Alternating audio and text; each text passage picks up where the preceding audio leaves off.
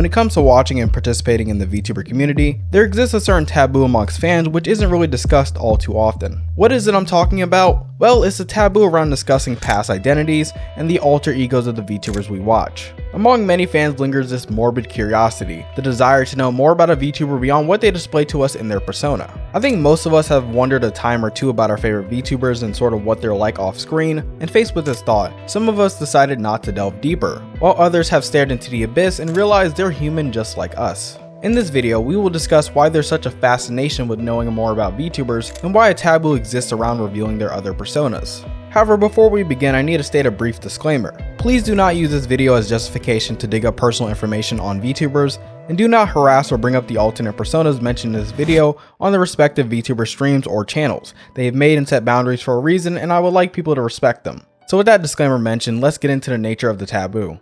Inside the VTubing community, for as long as I've been a part of it, there's existed a lingering curiosity to learn more about the VTubers we watch. Whether it be who they were before they did VTubing, learning more about their personal life, or seeing what they look like in general, people are always looking to know more about their favorite VTuber. Now, why is that the case? Well, it can be chalked up to a couple of things. I believe one element that significantly plays a role is the desire to just know more about the people we like and enjoy. Even outside of VTubing, people want to know more about celebrities, idols, and creators alike. It just seems that when somebody is a public figure, people want to know more about the person beyond the surface level. Of course, there are more sinister reasons why somebody would want to know more about a creator, but I don't believe it's usually born out of malicious intent. Instead, I believe it's born usually out of an interest to just connect on a deeper level with the creator through knowing more about them. However, within the VTubing community, this has sort of been turned into a taboo due to the nature of the hobby. VTubers often build up a persona and set boundaries between themselves and the VTuber they're behind. This separation sort of creates a taboo that has been put in place around revealing the other sides of a VTuber and subsequently breaking the illusion, so to speak. Now, there are a few reasons why this taboo exists around revealing the other sides of VTubers. However, I want to touch upon two mainly in this video. One reason why there's a taboo around revealing the other sides of a VTuber has a lot to do with protecting the VTuber and ensuring their safety. Having an alternate identity in the form of your VTuber persona helps a lot in this regard.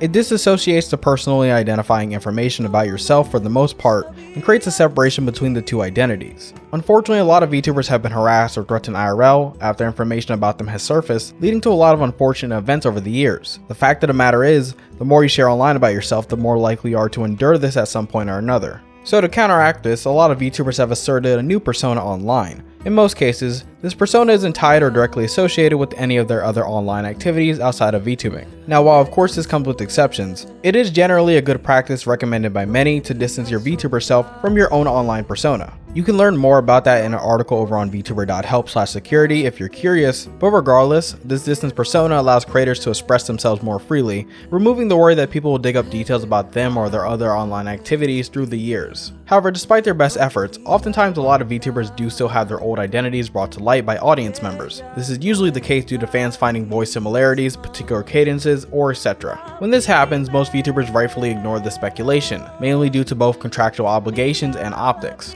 That being said, there's another reason why creators would want to make a decision to separate their identities besides just safety concerns. Creators oftentimes will bolster up or play up certain aspects of themselves for our viewing and entertainment pleasure. For example, Felix Schellberg or PewDiePie doesn't act the same way in person as he does on camera, obviously. Having another alias, or in this case a VTuber avatar and identity, which sort of acts as the more front-facing persona as a creator, helping to reinforce the separation of identities.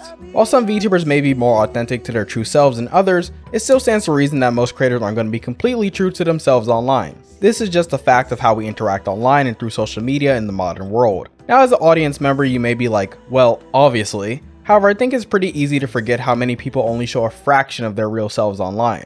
A lot of VTubers understandably want to present themselves in a positive way for their audience, and with this they act in a way that embodies that goal, creating a clear separation between who they want to present themselves as and the way they truly are behind the avatar. That is not to say they're acting misleadingly or misrepresenting their personality to their audience, it's just that you should be aware you aren't getting a full picture most of the time on who they truly are. That being said, you probably wouldn't want everyone knowing everything about you either. I certainly wouldn't. That's why one of the things I use to actually avoid getting my identifying information out there to people I don't know is Surfshark VPN. Whether you're at home or on public Wi-Fi, which is especially dangerous, you need a VPN in your arsenal when using the internet. It encrypts your web traffic, preventing others from figuring out your location on the web, and allows you to bypass geo restrictions on Netflix and other sites while also blocking malicious sites which pose a threat to your online security.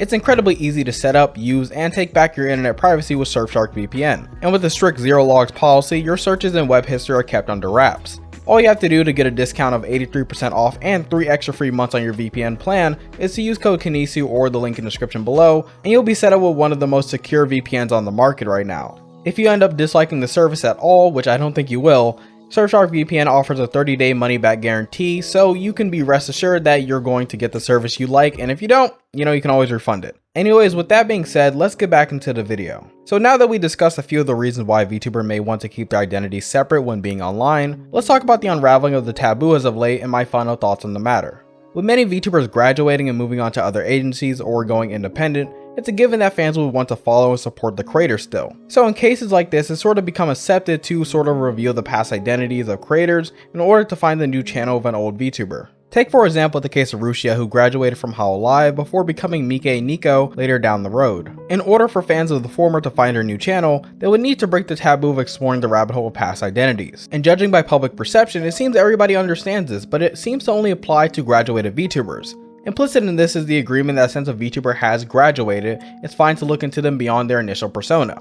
I think this is a relatively fine standard, however I would contest that if a VTuber is popular enough under their secondary alias, it shouldn't be taboo as it is to discuss that. Of course, if a VTuber has made clear they don't want fans to know about their other activities, we should go ahead and respect that decision. However, if both of their identities are that of public figures, I don't think it should be a problem to discuss both of these public figures and discuss the connection between them. That being said, for a while the community has sort of had the stance of don't reveal anything about a VTuber outside of their main persona, even for example if they are well known outside of their VTuber identity. However, as time has passed, I believe as a community this taboo is sort of diminished as VTubers' alternate personas become more popular, which is an interesting shift in public perception of this issue.